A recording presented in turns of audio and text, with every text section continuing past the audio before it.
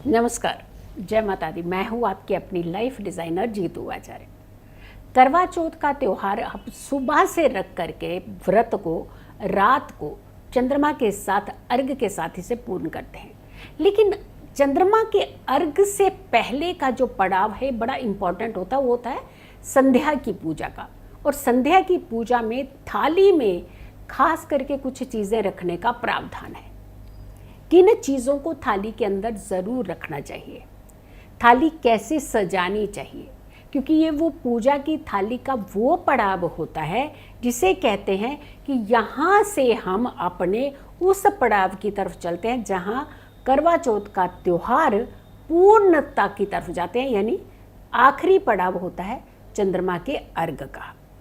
और पूजा अच्छे से हो जाए, विधि विधान से हो जाए और पूर्ण पूजा हो जाए तो उसका सफलता की गारंटी उसमें बढ़ जाती है। भाव बहुत इम्पॉर्टेंट है, मन शांत होना बहुत ज़रूरी होता है, क्योंकि जब आप पूजा की थाली तैयार करते हैं वो उस भाव से ही तैयार कीजिएगा कि इससे आपको पूर्ण सफलता मिलने वाली है आपके व्रत की। ये पूजा विधि विधान जो होते हैं ना, इसी पर निर्धारित होता है आपका व्रत और आपके व्रत से मिलने वाली हर सफलता। करवा चौथ की थाली आपको कैसे तैयार करनी चाहिए, क्या चीज़ें इसके अंदर ज़रूर होनी चाहिए। एक ऐसी इम्पॉर्टेंट चीज़ जो आप हर बार भूल जाते हैं, बाकी सारी चीज़ों को आप रख लेते हैं, और वो कौन सी है। करवा चौथ का त्यौहार आप बनाते क्यों हैं, क्यों मनाते हैं। आपको हर चीज़ को रिकॉल कराता है करवा चौथ का त्यौहार कि कैसे आप बंधन में बंधे थे, कैसे आपने 7 फेरे लिए थे, कैसे आपने एक दूसरे को वचन दिए थे, कैसे आपने ताउम्र साथ निभाने का वादा किया था।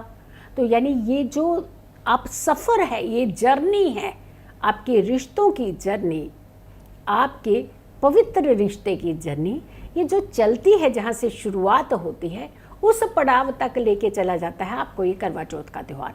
तो उस पड़ाव की कुछ चीज़ें होना बहुत ज़रूरी होता है। सबसे पहले आप थाली लीजिए।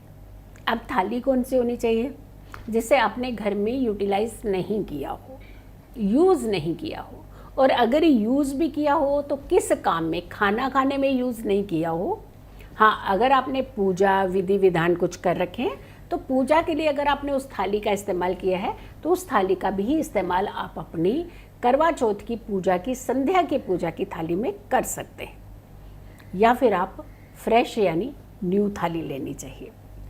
पीतल की हो सकती है, स्टील की हो सकती है, कोई भी दोनों में से आप ले सकते हैं। और फिर आपने उस थाली के बीचों बीच सेंटर में सबसे पहले क्या बनाना है, शुभता का चिन्ह यानी स्वास्तिक। यहाँ से आगाज हो जाएगा आपके लिए शुभता का। जो आप शुभता चाहते हैं उस पूजा में, वो पूर्ण शुभता आपको प्रदान होगी। तो सबसे पहला कदम थाली बनाने का वो है आपका स्वास्तिक चिन्ह। और फिर क्या क्या चीज़ें होनी चाहिए। एक, उसमें पंचमेवा ज़रूर होना चाहिए। वैसे तो आजकल की लेडीज़ क्या हैं, एक से बादाम का पैकेट रख देते, वो भी साइड में, थाली के अंदर नहीं।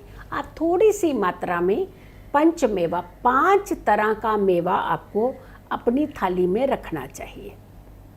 मिष्ठान में आपने उसे कोई भी मिष्ठान, जैसे बर्फ़ी हो सकती है, आप मिश्री हो सकती है, कुछ थोड़ा सा आप गुड़ रख सकते हैं, यानी कोई भी मिष्ठान आप उस थाली में रख सकते हैं। एक नारियल आपको ज़रूर रखना चाहिए।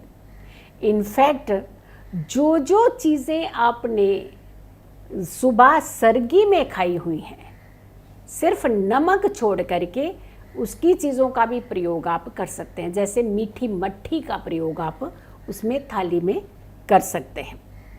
मिठाई हो गया, फल हो गया, फूल हो गए, फ्लावर्स भी रख सकते हैं, फल भी रख सकते हैं। और साथ के साथ आप 16 श्रृंगार का अगर कोई पैकेट ले लें तो वो 16 श्रृंगार का पैकेट भी आपको उस थाली में रखना चाहिए। एक चीज़ है जो आपको रिकॉल कराती है बार बार, तो वो रिकॉल आपको यहाँ पे भी ला करके रखनी, यानी उस समय पे जाना है जिस समय से आपके इस रिश्ते की शुरुआत हो रखी है। उसको भी बताएंगे हम कि वो क्या खास चीज़ है, वो आपने ज़रूर रखनी है। अब आते हैं आपके लिए कि नारियल भी हो गया, सामग्री भी हो गई, मिष्ठान भी हो गया, पंचमेवा भी आपने रख लिया। जो सासू माँ को आपने वस्त्र देने हैं उस थाली को छुआ करके उस पैकेट को आप साइड में रख सकते हैं। बाकी दक्षिणा ज़रूर रखनी चाहिए, वो थाली के अंदर ही रखनी चाहिए। उसकी कुछ मात्रा आप थाली में रख सकते हैं, बाकी आप अलग से भी सासू माँ को दे सकते हैं। एक और चीज़ आ गई, जो दीपक और आपका वो जल से भरा हुआ वो पात्र करवा, जिसका इस्तेमाल आपने ज़रूर करना होता है और जल ग्रहण करने में उसका इस्तेमाल करते हैं। इस पूजा के जल में जो रखा हुआ जल होता है उसी का ही ग्रहण करना चाहिए। यानी जो पूजा में आप उस जल को रखते हैं, इस जल को सुरक्षित रख करके इस जल को रख दीजिए। जब आप चंद्रमा का अर्घ दे दें उसके बाद जो जल ग्रहण करना चाहिए वो आपको ये जल ग्रहण करना चाहिए। अब आइए, आपने कलश में जल रखा। हाँ, कलश में जल आपने मिट्टी के करवे में रखना सबसे उत्तम माना जाता है। अदरवाइज़ आप पीतल में रख सकते हैं, फिर उसके बाद आपके पास कोई ऑप्शन नहीं है तो स्टील में भी रख सकते हैं। लेकिन फर्स्ट प्रायोरिटी आपको मिट्टी के जल, जो मिट्टी का जो पात्र है उसमें जल रखना चाहिए और उसके कवर करके उसके ऊपर एक शुद्ध देसी घी का, गाय के घी का दीपक प्रज्वलित करना चाहिए। ये आपकी सारी सामग्री होगी जो आपने करवा की जो थाली, जो शाम की संध्या की थाली जिसे हम कहते हैं करवा चौथ की थाली, इसे सजाया जाता है। अब एक चीज़ हमने कहा कि जो आपको रिचुअल्स वहाँ तक ले जा रहे हैं, उस पहले पड़ाव तक ले जा रहे हैं, उस समय तक ले जा रहे हैं जहाँ आपने एक दूसरे के साथ वादे किए थे कुछ, वो एक सामग्री क्या है? जिस चुनरी से आप लोगों का गठजोड़ हुआ था, अगर आपने संभाल के रखी है तो बहुत अच्छी बात है, नहीं संभाल के रखी है तो फिर रिश्तों को कैसे संभाल रहे हैं? कहीं तो कमी रह जा रही है ना। देखिए, उस समय की जो चीज़ें होती हैं ना, वो ऐसे नहीं आपको उड़ाई जाती थी।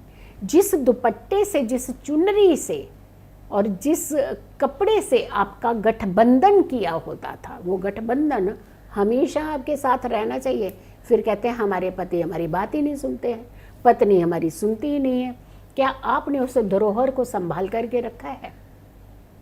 कितने वचन लिए थे आपने उस एक जोड़ को जुड़ने के बाद? कितने प्रॉमिस किए थे आपने?